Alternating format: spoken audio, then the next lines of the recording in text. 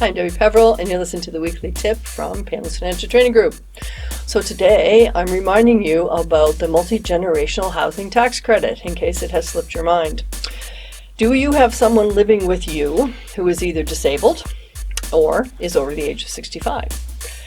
If you do have that situation, then would it be nice if they had their own living space within your home? Could you set up something we used to call an in-law suite? If so, the federal government has a tax credit for you.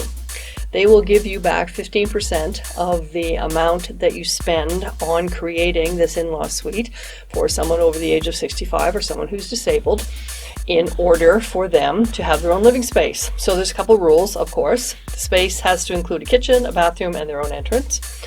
And any of the money you spend on this has to have HST numbers on it. So you can't use somebody you're paying under the table to get a tax credit, unsurprisingly. CRA is not going to give you a credit for something if they don't think someone else is paying tax on it. So you can take a look at the situation. Would it make sense for you to separate the living space so that the person has, a little more autonomy? And the other rule about it is you have to live there, and so does the other person. So say it's your mother.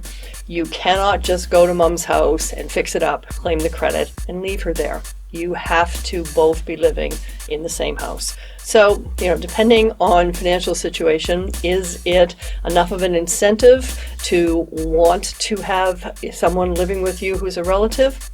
Up to you to decide.